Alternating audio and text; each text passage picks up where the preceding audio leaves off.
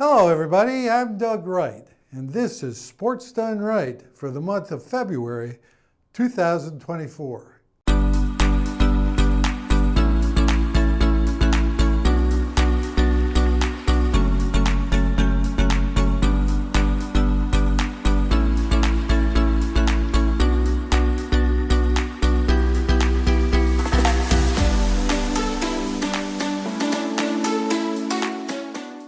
I would dare say that all of us have heard and have some working knowledge of the legendary financier J.P. Morgan.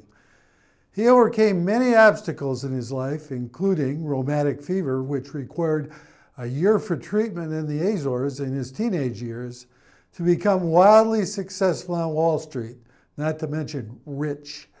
He was quoted as saying, "The first step towards getting somewhere is to decide that you are not going to stay where you are."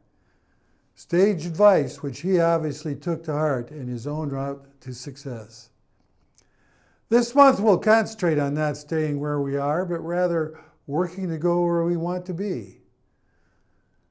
First up is a look at some indoor activities to keep you active during the occasional cold snap in Sun City. Let's take a look at the table tennis and billiards facilities here where the weather is always perfect. Well, the weather has been either frigid or wet for a couple of weeks, which throws a big kink in outdoor activities for our residents as they patiently wait for fields, courts, and other venues to dry out and be prepared for play. The clubs are doing everything they can to keep on schedule for tryouts, drafts, introductory sessions, and opening days, so pay attention to revamped schedules for your particular interests. But that doesn't mean you can't still be active here in Sun City. We stopped by the billiards room and the table tennis facility to catch some morning action.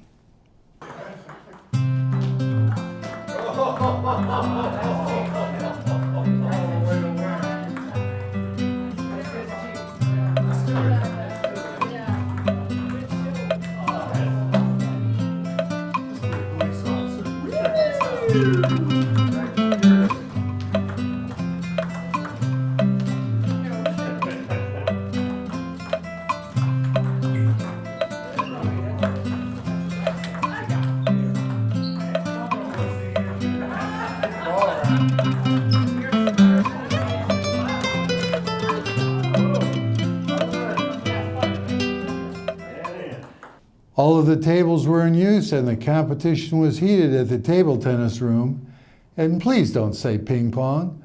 This facility is open 7 days a week from 8 a.m. until 10 p.m., with open play typically happening after 2 o'clock through the end of the day, and rated players facing off in the mornings. Camera.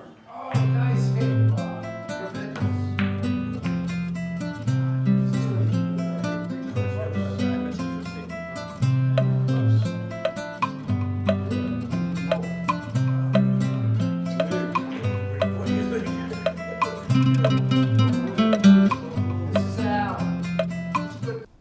The action was also fast and furious at the billiards room as games of 8, 9, and 10 ball were being contested by both seasoned players and newbies.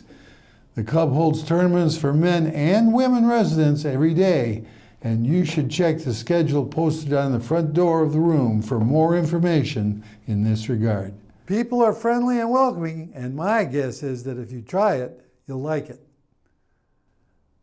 And at the end of last month, our sports team took a look at one of the fun events sponsored by our Pickleball Club, the one and only DInk and Drink event. Well, it's still January here in Sun City, but it's a beautiful 75-degree day with no wind. We are at the Pickleball Club's event called DInk and Drink. And you will note from some of the action we filmed that it's not the normal pickleball rules. They just dink it back and forth, starting with a dink, and play that way. And we've got a lot of participants that we hope to catch in action. And we'll talk to Jackie Hart in a little bit about this event and the pickleball schedule for 2024. So enjoy the action, and hopefully we'll see some real good ones. There's been some good games already.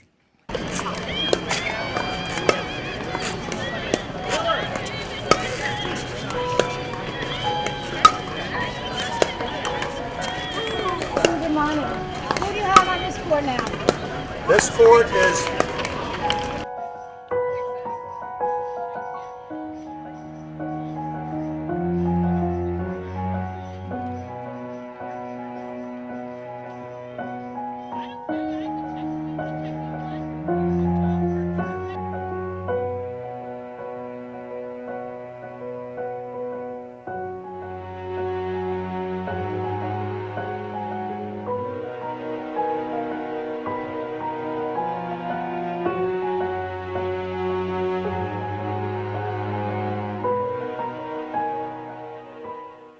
Well, Jackie Hart, you're running around here like your hair's on fire, trying to make sure everybody has a partner and participates. Tell us exactly what a DInk tournament is all about. Well, dinking is a part of the pickleball game where you're going to play very soft at the kitchen line, which is the line closest to the net. And that's exactly what we're doing today. We're not playing on the full court. We are just playing a softer game, a little bit more strategic at the kitchen line. And how many players you got signed up, or approximately? We had about 106 players. And I know you've fought your way through some weather issues and scheduling issues, and it's just crazy, but you all do a great job of organizing. Well, thanks to all the players and those that filled in at the last minute. We had several people that got sick and had COVID and flu. So those players that filled in at the last minute definitely saved the day. And you get involved pretty much with all of the pop-up tournaments, it seems like. And how many are you going to do this year? We are planning at least 6 this year. We're going to start with a spring skinny singles in March. Okay. That sounds good. And you'll send me the schedule, right? I will send you the schedule. Well, that wraps it up today for the Pickleball Club DInk and Drink event. We've got a lot of action for the modified pickleball called dinking. And there's plenty of drinks available at Al's Pub after all the action is said and done. And Jackie Hart filled us in on exactly what they have in mind for this year. So if you're a pickleball player, start taking advantage of these tournaments because they're a whole lot of fun. This is Doug Wright for Sun City Sports. Next, I think we can all agree that our golf program is in great shape and the courses are looking and playing great. But that doesn't mean the golf staff is resting on its laurels. And we spoke to Charlie Kent, Director of Golf Operations, to see where we're going with the facilities in the coming months and years. Tell us a little bit about the state of the golf program, the numbers for 2023 and how they look for 2024. Well, good morning. Nice to have you here. We're just coming off our morning frost delay. So 2023 has been a fine year for us. We're looking like we're going to finish at about 111,000 rounds of golf. That's over 150,000 starts, which is pretty incredible. I mean, we're definitely the busiest golf courses in the county, and so we're really pleased with how well the courses have done this year. They've held up really well, and we're really looking forward to 2024. Our golf plan sales are going great, and we're anticipating another great year next year. And about approximately how many people, I know part of this has got to be due to an expanding residency, a group of residents, but how many golf plans do you usually have in place by this time? We're up over 600 now. We should get up to probably close to 1,000 is what we'll finish at. Interesting enough, for the folks out there, you might find this kind of interesting, is we are able to do a report in our point of sale system, and a few months ago we ran it and I reported it to the Golf Advisory Committee that we had over 3,300 unique CAM users play on the golf courses this year. So I mean, you could say that we have over 3,000 golfers in Sun City, out of the entire community, which we estimate there's about 17,000 folks out there. So gives you an idea of how many folks are here playing golf. And, well, the courses have always been in good shape as far as I'm concerned, and you got to give some credit to your staff for that. Absolutely. You know, we've ever since the COVID year, you know, where really golf usage has exploded. I mean, we were, for a few years there, we were always hovering around 95,000 rounds per year. And then really since COVID hit us in 2020, we've been averaging, you know, 112 to one. We actually got up to 115,000 that one year. So with the heavy usage, you know, you may know that we're still doing the single riding carts. It's proven to be very popular. Jury's still out on that. I mean, I have to say that there is always a concern about what those carts are doing, you know, to the turf out there and the compaction that it creates. But you know, we're a very unique experiment going on with that. There's just a handful of courses still probably doing that, and they don't do near the volume of golfers we do. On the flip side, the golf experience from the golfer standpoint is awesome. The pace of play for most folks is 4 hours or less because they're moving around a lot faster. With that, we're able to keep the tee times a little bit closer together, so it enables us to provide more available tee times for golfers and more usage. Okay, and I do know that some projects that had been previously considered for 2023 were postponed or maybe even off the drawing board by now. Tell us about what went on in 23 in that regard, and to the extent you can, I know you're restricted by budget approvals and so on, what your plans for 2024 might be for the golf courses. Sure.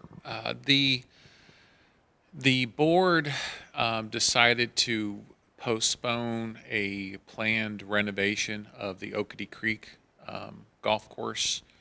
We were kind of targeting to do that for the last 2 years, and we're not going to do it in 2024. Now we're targeting 2025 for that renovation.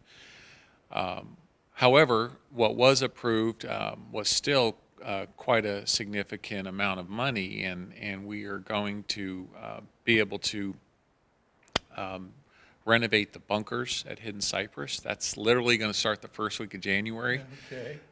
Because we're going to have a crew out there fixing the drainage and then adding in new sand in all the bunkers at Hidden Cypress, and that's well overdue, and we're really excited about that. That'll take a couple months because they're just going to chip away one bunker at a time, and the nice thing is we're able to stay open while that's going on. From time to time, we will close a single hole if the work crew is up by if the bunker is up by the green, then for their safety, we're going to close that hole. But when they're working on a fairway bunker, we can allow the golfers to continue playing.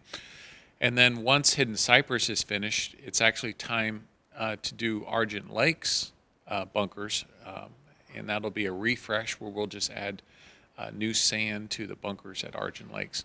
Again, I really commend the board for approving these two projects. It really enhances the look and playability of our golf courses. Yeah, I know. I mean, you did the bunkers at Argent a couple years ago, and it was a tremendous improvement. Now, all in all, what do you feel are the biggest challenges you're facing for the golf program? Well, as you mentioned, Doug, the amount of demand we have here, if you were talking to me 10 years ago, it's probably the same answer, and it will probably be 10 years from now. It'll be having enough tee times for the amount of demand we have. And obviously, there's just a finite amount of available tee times, and we'll just, try to come up, continue with systems to make it fair for everyone to have access to the courses. And but that's our challenge here. It's actually a a great problem to have. You know that your your business, your product is that well liked and wanted. Charlie, well, we've talked a lot about projects here, but what are some of the longer term plans for the golf courses? So we have announced at the October Golf Town Hall a multi-year revised plan for the renovation of the golf courses and golf course assets, if you will. So 2025 is we have planned to do an Oakety Creek golf course renovation. So we would redo tee box, fairways, and greens. And more importantly, add an extensive amount of drainage, which we're really excited about. That could have a huge impact on, you know, getting the fairways drained so we can allow carts out into the fairways a lot sooner.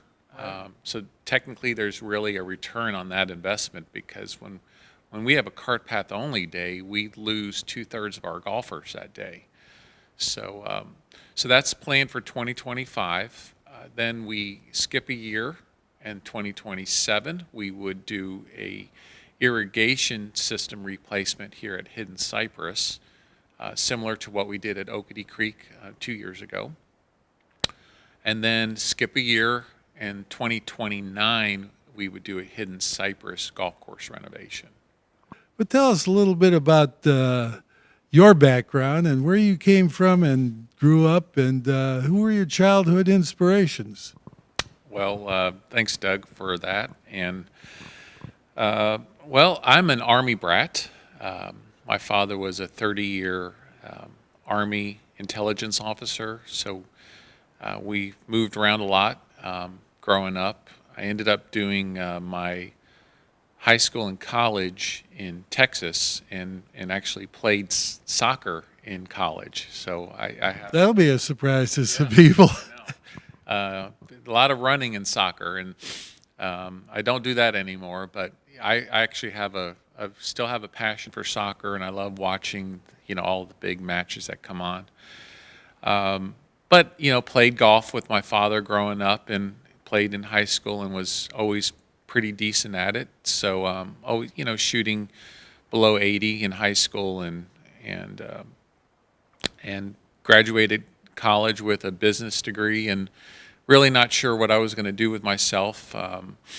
And until I was, you know, trying to figure out what I could do with my degree, I took a job at the local golf course in Atlanta at the time, and just literally pushing buttons, checking golfers in. And Which course was that? it's a little Army golf course called Fort McPherson. That's actually not there anymore. Right. Yeah, I'm from Atlanta. Oh, okay. And it, you know, I was actually ended up doing it for a year and a half. I really enjoyed it. And one day, this old retired golf pro sat me down and bought me lunch and said, "Have you ever thought about becoming a PGA professional?" And I'm like, I don't know what that is. Tell me about it. And when he explained to it that you're literally the manager of a golf business, and you can teach, and you get to play some, and it kind of checked off a lot of boxes for me. So at that moment, I decided that sounds like what I would like to do. And ended up, my father was transferred from Atlanta out to Hawaii, and I made the decision, if I'm going to get into this golf business and pursue my PGA certification, why not doing it in Hawaii? You know, who wouldn't when you're, you know, 22 years old? And so I went out to Hawaii, and that's where I started my journey. I worked 3 years on the island of Kauai. From there, I moved with my new wife. We moved to San Antonio to start our life together. I was working for the Hyatt Hotel Corporation, and started a brand new resort there. And from there, Hyatt moved us to Aruba. Spent 3 years. You've had a tough career path here. It actually gets even better, believe it or not. Went from Aruba actually back to San Antonio for another 4 years. And from San Antonio, decided to leave Hyatt, and was fortunate enough to be the opening director of golf at right down the road at the May River course at Palmetto Bluff. I was there for 7 years. Okay. And that was a great experience being there, and actually got to introduce Jack Nicklaus to the membership and during the grand opening. And spent 7 years there. There was unfortunately, my position there ended during the whole real estate crisis back in 2010, 11. From there, we were fortunate enough to land a job in Lake Tahoe. And so I was out at Lake Tahoe running 2 golf courses for a community, much like Sun City. Spent 3 years there, and then was able to land a job as the director of golf down at the Four Seasons in Orlando and opened up that property. So spent 3 years there, and at that time my son was wanting to. He was graduating high school and wanted to go to the Citadel, and my wife and I kind of had enough of the Orlando rat race, and I reached out to my friends at Troon, and just to kind of find out what was out there, and they said we actually have something in South Carolina, and is at Sun City, which I knew from my time in the area before, and it just seemed like everything was lined up perfectly for us as a family to come back to this area for my son, and the opportunity to work here and manage 3 golf courses for Troon was really something nice for my experience and my background, and so that was 6 years ago. I've been here since the fall of 2017, and very pleased and happy to be here,